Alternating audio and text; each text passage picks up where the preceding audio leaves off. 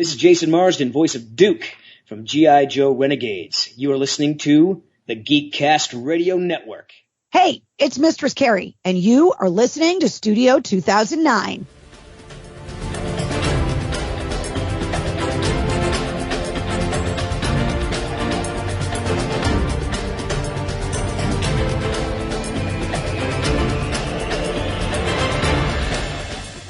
There's nothing wrong with your podcast player. Do not attempt to adjust the volume.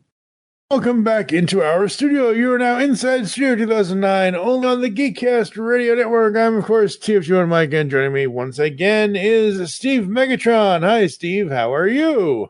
I'm Megatron. Yeah, you're definitely Megatron. You're definitely Megatron. We ain't Rain Man here. Definitely Megatron. Definitely Megatron. Definitely Megatron. Well, technically, sometimes I can be Rain Man-ish because we are heading back to 2009 to revisit the Stephen Summers-directed G.I. Joe, The Rise of Cobra, a film we have never covered on this network, on the Geekcast Radio Network. We've never covered it on any of the podcasts. It was never, which I'm surprised. Yeah, it was never. I think we've talked about it in passing. I think we've all avoided it. I don't remember. I'm pretty sure Cinema Geeks has never covered it. We never did an episode of it on M-Wire because I just searched The Rise of Cobra on our website, and the only things that pop up are my written review, DVD review, G.I. Joe, The Rise of Cobra from October 12th of 2011, which was 2 years after the film came out. And then after that, it's, if the back button will go faster. Anyway, after that, it's our movies marketing more to nostalgia than new audiences, which was written by somebody named David Michaels this year. There was an Ultimate Guide to Cartoons in the 1980s that Optimus Solo does. Shout Factory TV merch.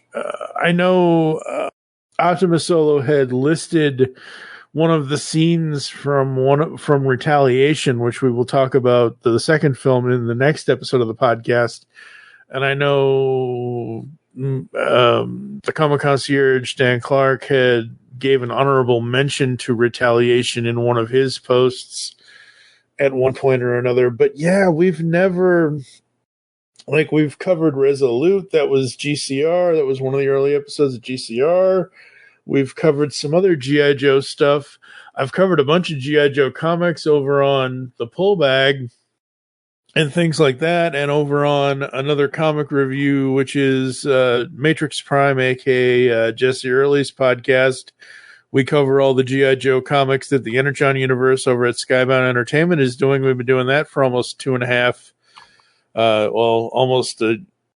2 full years of that podcast that we've been doing that. And I know, like I said, I have this film review that I wrote up for us, but we've never actually done a full-on podcast episode for The Rise of Cobra, and I never saw Retaliation. I saw the trailer to the sequel that came out in 2013. So this time around, next episode for Studio 2009, when I watched G.I. Joe Retaliation, first time I had ever seen it, in 2013, I completely just said, don't care about a second G.I. Joe movie at the time in 2013. So that's my history with the film. What about you? I remember being excited for this when it came out. Yep. And then promptly not after watching it. And yeah. I don't say it to be mean, because I do like aspects of this movie. I do like a lot of the casting. I do like a lot of the characters they bring in. I don't particularly love what they did with the Cobra organization. Yeah. Or the origins, or, how they got, Cobra Commander, Destro, and Baroness, and then Mindbender. Like, I didn't even realize Mindbender was in it until I rewatched it. It was that, like, I assumed that Mindbender was Cobra Commander. Like he was Rex, and then he became Mindbender, and then he became Cobra Commander by the end. But it was actually like kind of two separate. They were two separate people, and so I hated the appearance of Cobra Commander in this one compared to what they did later, and I don't know. There was too much, like, it felt too much like the Transformers stuff where they tried to jam way too much in it. And that was what I remembered seeing of it. Like the exosuits and a lot of the nanites and a lot of the, just a lot of the other stuff. I understood where it was kind of coming from, but it felt like a G.I. Joe movie mixed with Transformers mixed with Terminator. Right. Yeah. But that was kind of my initial impression of it upon watching it. Like, I have a different opinion of it now that I've rewatched it. Yeah. Well, the thing is, when I watched it, like I said, I was going through my old review, and I just pulled out this little snippet, and I wrote down here, because when's the last time we saw this film? Last time I saw it was 14 years ago. And what I wrote in the review was, I did not see this film in the theater. Literally, the review was written 2 years after it was in theaters. I didn't even... With the DVD release, I had been against the whole thing completely refused to even purchase a rental from Redbox at the time. I don't even know if McDonald's has Red boxes outside the restaurants anymore. But at the time, I had a free Redbox rental code, and I'm like, oh, okay, sure, fine. As long as it's free, I'll do it. I'll walk over to McDonald's at the time, wherever I was living back in 2012 or whenever, or 2011. I'll go walk over to the Redbox and I'll grab a free DVD rental out of it. And that just shows you 14 years ago to now.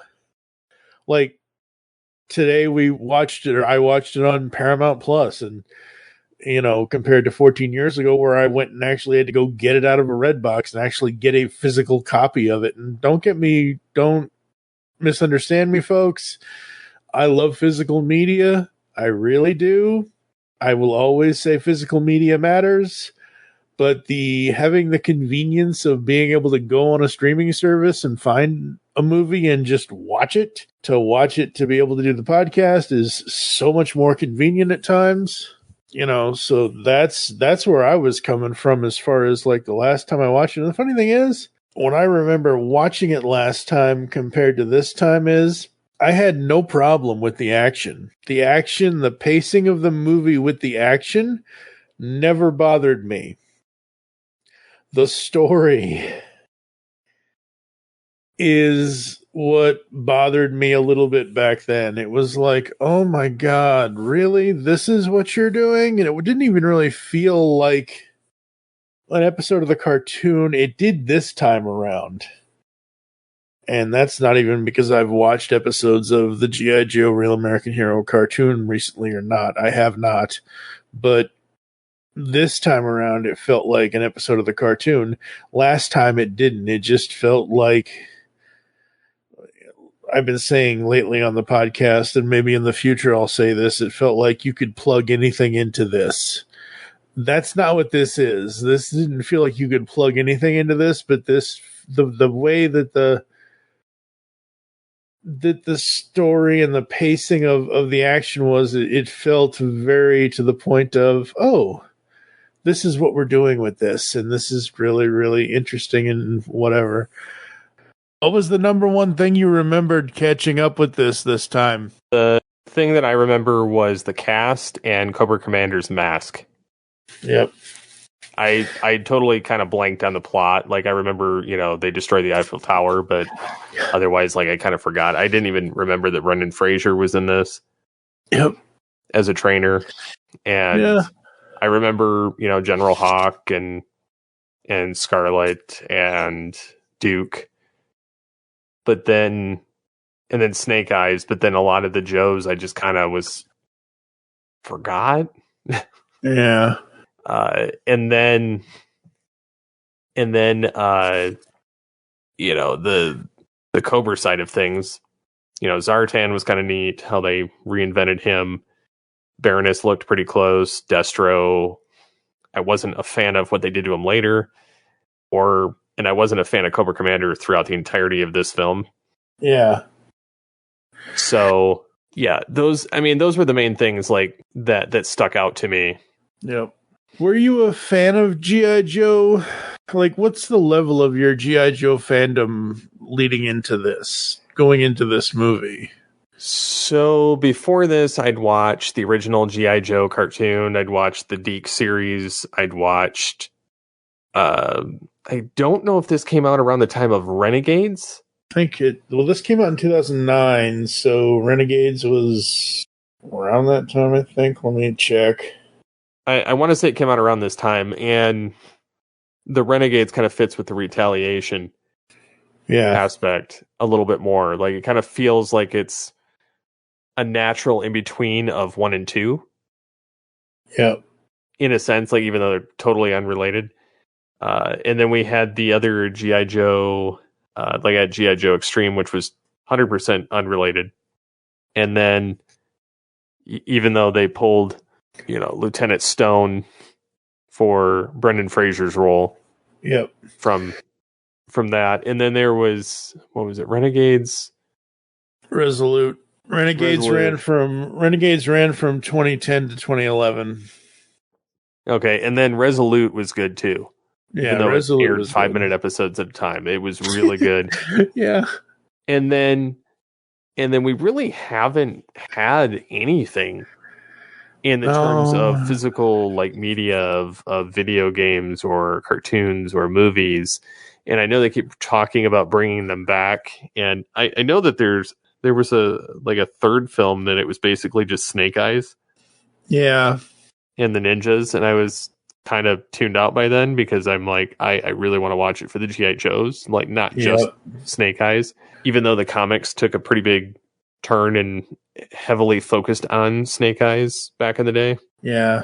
Yeah, the last film was Snake Eyes G.I. Joe Origins in July of 2021.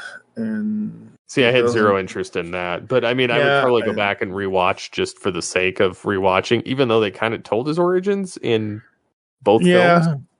So this first film was directed by Stephen Summers, a name I did not recognize. So really quickly, just looking at his filmography, he directed Catch Me If You Can from 1989. So this is not the Tom Hanks version in 2002. He was a writer on The Scorpion King. He directed Van Helsing. The last thing he directed was Odd Thomas. He's still with us. I usually when I see the last thing people directed and it's X number of years ago, I think, uh-oh. But no, he's still with us. Did The Jungle Book in 1994. Yeah, outside of G.I. Joe Rise of Cobra, he did The Mummy and The Mummy Returns. So there's that. I was never a fan of the Mummy movies. Just wasn't. Yeah, I was, but that explains Brendan Fraser and explains Zartan, who played the Mummy. Yep. And it explains the Scorpion King, which was The Rock. Well, and the funny thing is that when we get to the next episode of the podcast, when we get to Retaliation, Stephen Summers doesn't even return. That movie was directed by John M. Chu. And what's funny is I like the second one better. Yeah. In a lot of regards. There were certain aspects I didn't. Yeah. So as I went through this movie and I was taking my notes, so the beginning of the film with the Clan McCullough and Destro, and I'm like, holy crap. It's just the 1998 Leonardo DiCaprio film, The Man in the Iron Mask, which is just another version of the Three Musketeers. It's King Louis the 13th or the 14th or whatever. And I'm like, really? Seriously? Okay, sure. Huh? Another one of my notes includes, it might just be the passage of time here, but damn, I kind of like this film 13 minutes in, because they had just gotten to the desert scene where Duke gets to see where Hawk is, and the film always had great action. It was just the story that was always lacking. The action scenes and all of the mixture between the actual stunts and the CGI was always really good. I love that General Hawk, who was played by Dennis Quaid, he says the line, "Knowing is half the battle." I was just waiting for somebody else to say the other half is red laser, blue laser. Luckily, Ripcord they did have blue laser. Yeah, they did. Luckily, Ripcord does not say that. And so I was live tweeting, live posting this as I was watching these movies, folks. And one of my notes is, does Ray Park ever play any roles where he actually gets to actually talk? And you would reply to that with, really well. Yeah, no, he does. I'm not saying he doesn't. Like, I like him as Snake Eyes. He does really, really well. Absolutely, he does. And you had replied with Toad from X-Men. And I barely remember that he did talk in that. It's just like, though, every time I hear his name, I'm like, oh yeah, the silent actor guy, Ray Park. Absolutely. I think he said one line. Yeah. In Phantom Menace, too. Yep. Scarlet versus Baroness, Snake Eyes versus Storm Shadow. I like both of those scenes. I just like Scarlet in general. Well, yeah, absolutely. Snake Eyes and Storm Shadow, I think I like their origin being told in this movie more than the other one. We'll get to the other one later, but I think I like it in this one better. I thought that was cool. Oh no, not the Eiffel Tower. Heaven forbid. But that was supposed to be irony from the Clan McCullough. Like, yeah. Oh no, I know. You embarrassed my family. I'm going to destroy your entire lineage. Yep. I can't believe Storm Shadow hit Ripcord in the face with a pot of spaghetti sauce. And later Duke asks, or it was either Duke or Scarlet ask, "Is that blood?" No, it's spaghetti sauce. I'm like, oh my god, you guys. Yeah, it was Scarlet asked him that. Yeah. I'm a huge fan of underwater battles. You can blame James Bond for that. I think it's Thunderball that does that. But the underwater battle scene in this, under the polar ice cap, oh man, that whole thing is just so good. I absolutely love that. Surprise, surprise, Rex is alive, and guess what? They turned him into Cobra Commander. That mask is horrible. Oh, and it doesn't get better throughout the movie. No, it doesn't. Like, they don't even improve on it. They don't even try to improve on it. And I'm like, what the hell is wrong with you people? And then Scarlet, I love Scarlet. Ripcord! Didn't I ask you not to yell at me?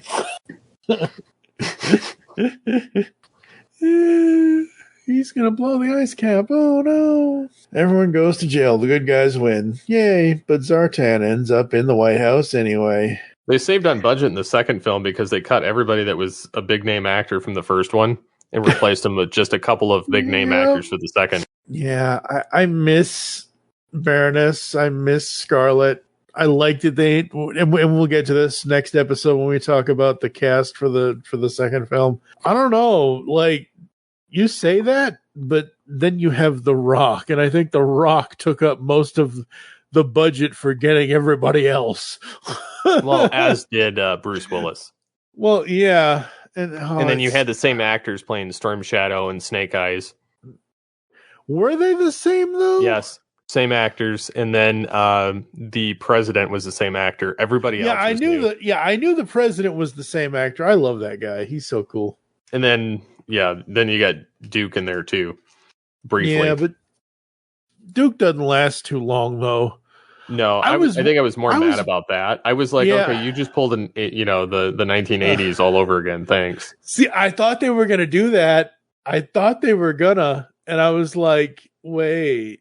But he's not in a hospital somewhere in a coma. See, I always wondered if they would have done a third film. Yeah. If he would have been, in a coma, miraculously alive. Yeah. Oh God. But this first film, I gotta say, it's not like we've been talking about this a lot on the podcast lately, and we'll talk about it on in the future. Certain films that we know that we can watch over and over and over again. I haven't seen this film in 14 years. This is not a film I will put on even for background noise. But going back and revisiting this film, I just have an appreciation for what this tried to do. Even though it didn't succeed or superiorly fail in either direction, it's a very middle ground G.I. Joe film. I think they relied way too heavily on some of those gun effects, on some of the nanite effects. Oh God, can you imagine if they had the technology of, is it in 5 or 6? The Bay nanites, the Transformium. Oh God. Oh, no. number 5. Yeah, no. Because that's what it reminded me of. It was like, hey, this is early days of Transformium, even though it was not Transformium, but some of the stuff in this first movie, I'm like, oh, interesting. But yeah, what were your breakdown? What were your notes when you were watching this one? So, one, I loved the introduction of the G.I. Joe. I kind of was lost, and I've forgotten that Duke and Ripcord were not G.I. Joe members at the time.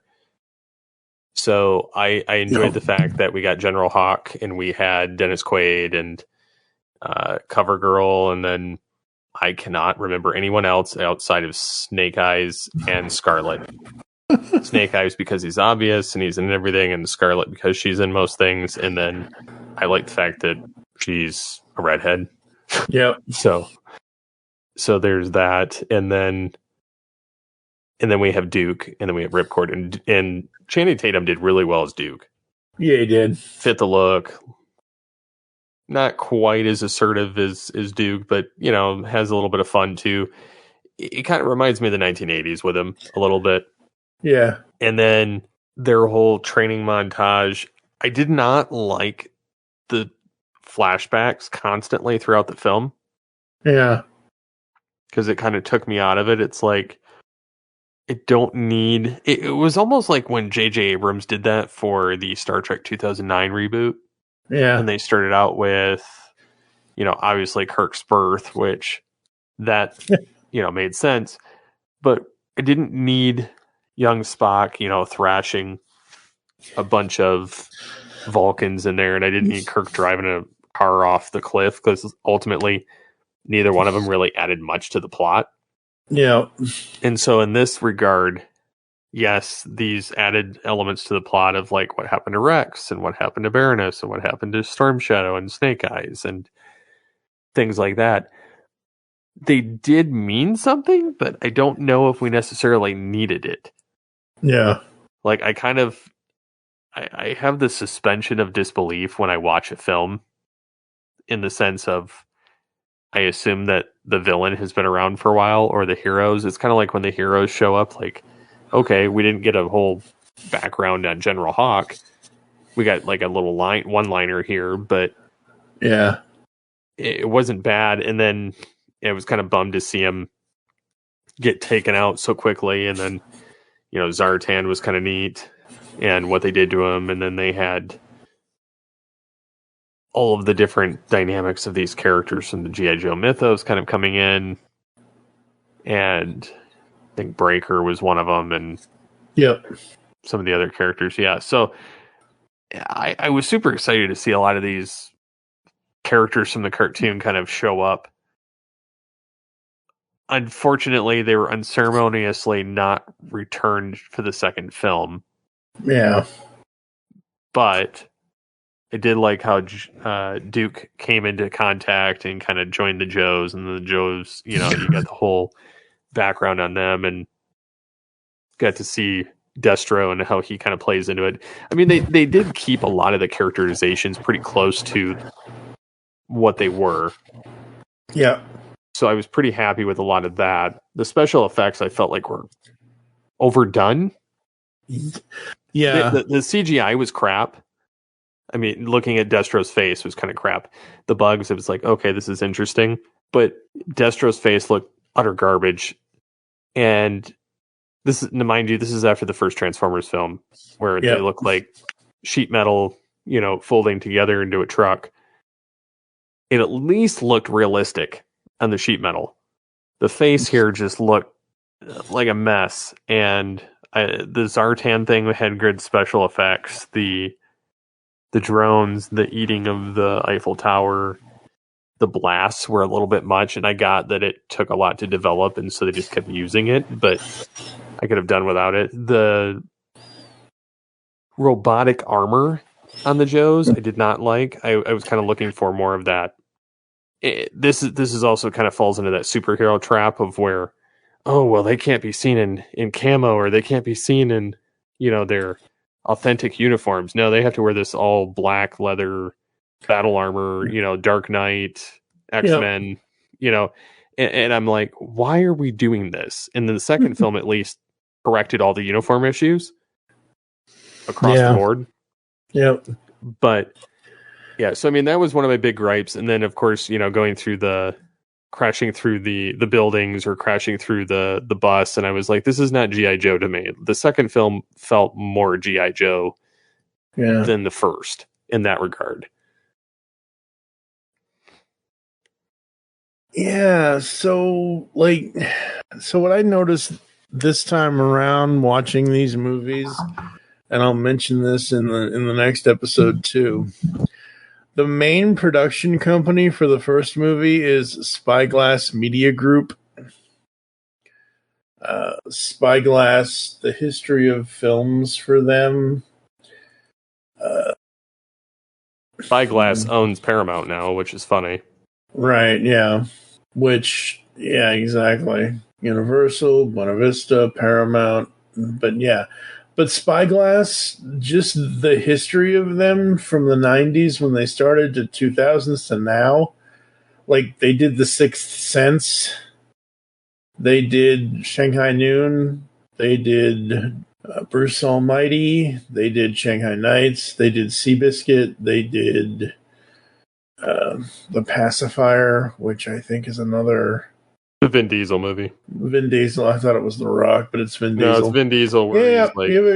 Yep. But they've done all this stuff. Now, the reason why I say this is because when we get to the next movie, when we get to the next episode of the podcast, is I think the reason why the change is that they changed the companies. Because the company for Retaliation, Skydance Media. So Skydance is Mission. Skydance is Mr. Cruz. Skydance is Realistic. So that I think is the big... And again, 2009 to 2013... That's, what is that? I say a lot of the time, there shouldn't be, that's 4 years in between these movies, which is okay. It's not bad. At least it's not a 20-year difference. But I mean, you look at the Skydance feature film releases, you got True Grit, the Mission movies. I'm not even going to list all those. Before Retaliation, you got Jack Reacher. Right after Retaliation, same year, Star Trek Into Darkness, World War Z, and then another Jack Ryan movie, and then Terminator Genesis, and then another Mission movie, Star Trek Beyond. You have all of these just other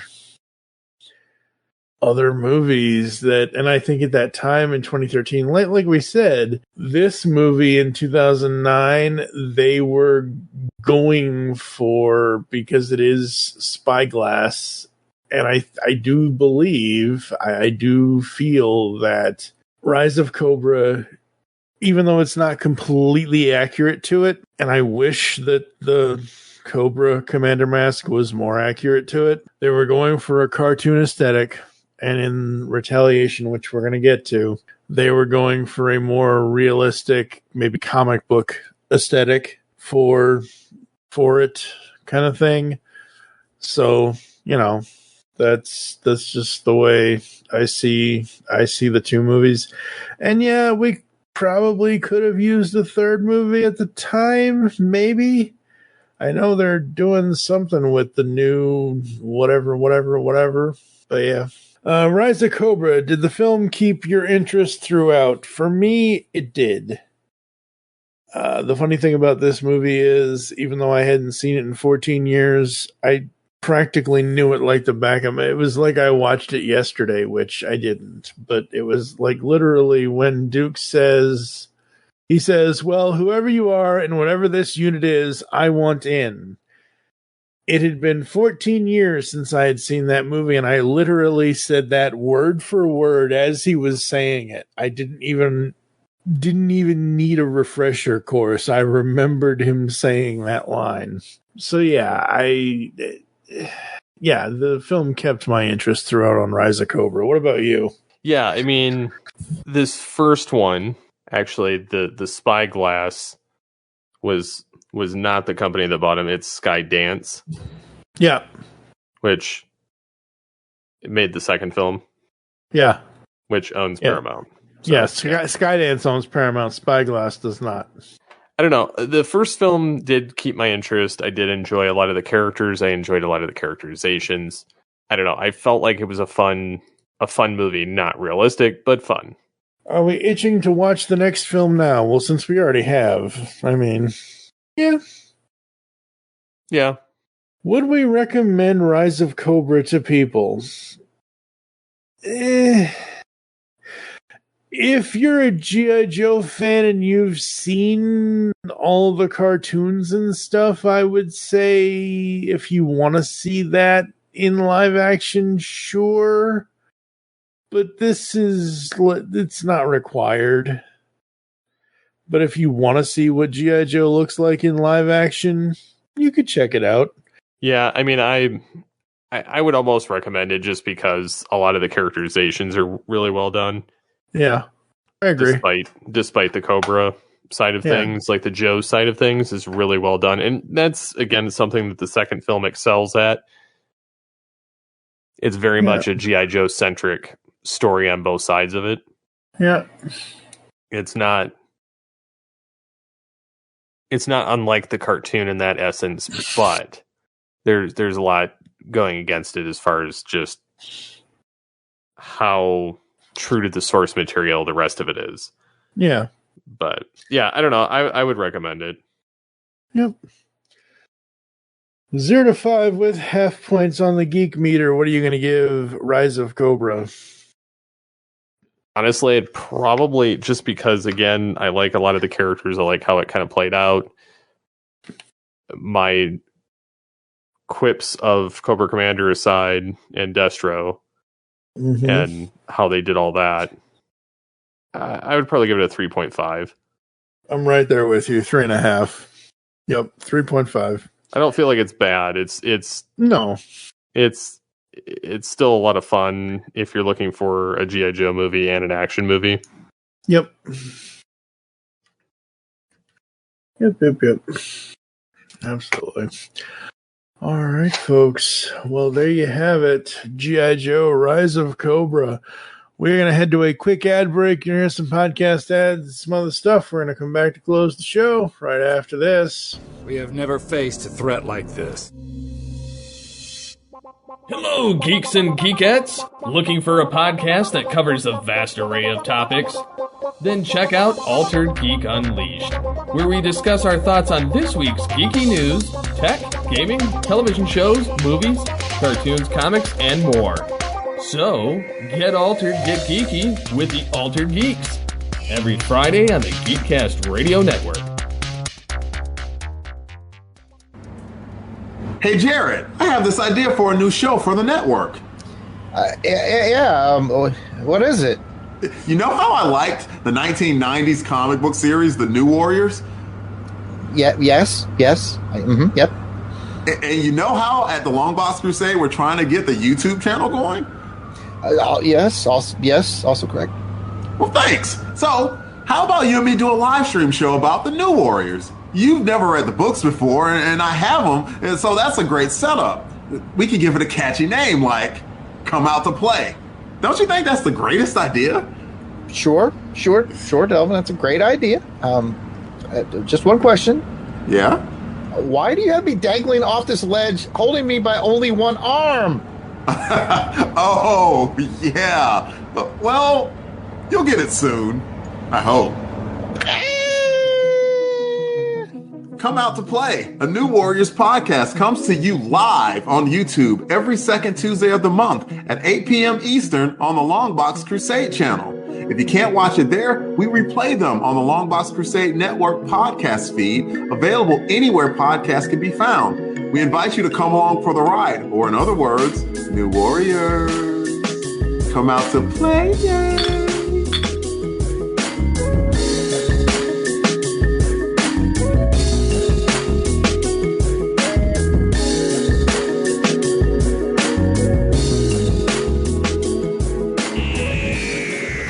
For the best in science fiction, join Mark Baumgarten, Vicky Jakubowski, Zion Kiros, and Juan San Miguel on the award-winning podcast Mark Who 42's Universe. Doctor Who, the Marvel Cinematic Universe, Star Trek, and more are all fair game with Mark Who 42, which has been around since 2012 in one form or another.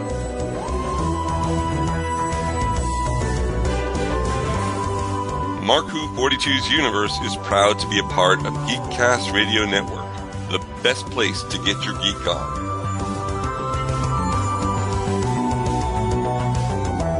Listen to us bi-weekly or weekly if we have a topic relevant for you, our listeners. Mark Who 42 on Geekcast Radio Network, a match made in a galaxy near you.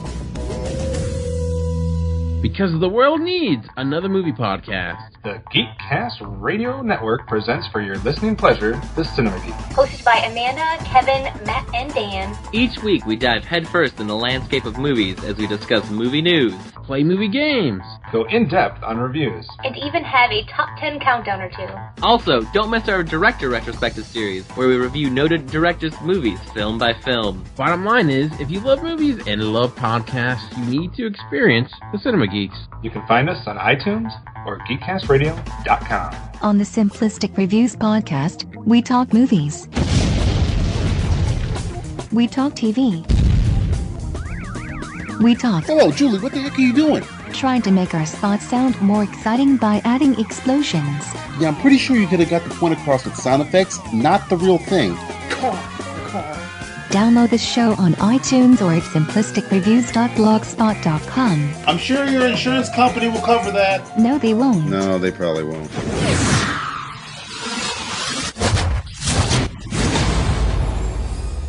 All right, folks, we are back here inside Studio 2009. This is episode 161.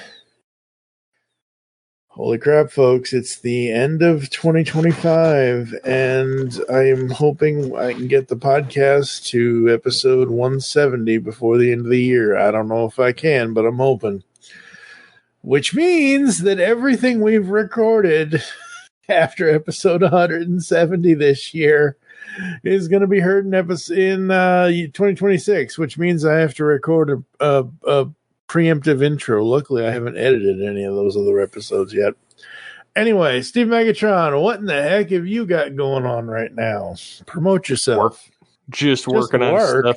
Just working on stuff for the website as far as like the top 100 and just prepping a lot of blog posts. Very cool, very cool. Yes, he's doing his podcasting 101 series, or what are you calling that? Podcasting thoughts, or well, it's still Chronicles of Steve, but it's the podcasting subtitle of it. Yeah. Essentially, cool. I'm breaking down a lot of my frustrations with it's basically kind of my breakdown of just creativity, modern podcasting, and just a series of kind of focusing on the creator and less on the company that's trying to shovel crap down your throat. Yup. Got to make it better. Got to make it better. Yep. Make it better. Make it better. Got to read the latest post, folks. Why we built Geekcast Radio Network differently. Can't wait to read that one. So, oh boy.